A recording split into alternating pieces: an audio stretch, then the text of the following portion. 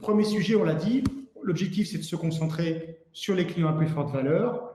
La première stratégie, c'est d'identifier l'ADN de ces clients à forte valeur. Donc, globalement, on va faire une segmentation, on va identifier les clients qui dépensent le plus dans l'enseigne et on va chercher à en savoir plus sur ces consommateurs. Première chose, on peut comprendre quelle est leur qualification socio-démographique. Est-ce que c'est des gens qui sont plutôt des urbains, des ruraux? Est-ce qu'ils sont plutôt en couple avec des enfants? Est-ce que c'est des familles sans enfants, etc., etc. On va chercher à qualifier l'affinité produit. Il y a peut-être des produits qui, dans votre enseigne, font en sorte que des clients vont être très, très attachés à l'enseigne. Je prends l'exemple d'un manteau. Un manteau, c'est une pièce, une grosse pièce en général, ce qu'on appelle une grosse pièce, une pièce assez importante. C'est un certain coût. Quand un client achète dans une enseigne un manteau, on sait qu'en général, il va être assez fidèle à cette enseigne. Il aura mis sa confiance dans un objet qui est assez cher et qui est important à ses yeux. Troisième élément, c'est ce qu'on appelle la motivation d'achat. On va, à travers de l'intelligence artificielle, chercher à classifier tous les consommateurs et savoir à quel moment ils achètent. Est-ce que ce sont des gens qui achètent plutôt au début de saison?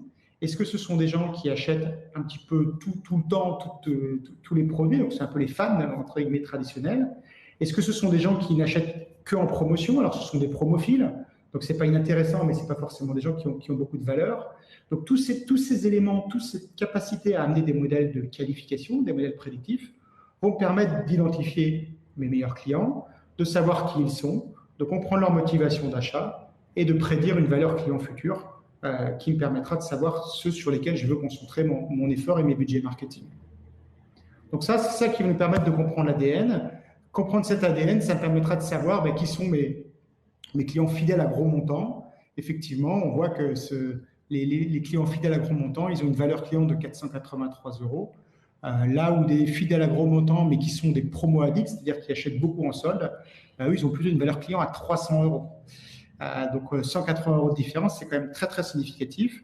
Donc, effectivement, lorsque je vais mener des campagnes d'acquisition, je vais plutôt prendre comme base de départ mes fidèles à gros montants pour aller chercher des consommateurs qui ont le même profil. De la même façon, ça m'intéresse de me dire sur l'ensemble de mes actifs, globalement, quels sont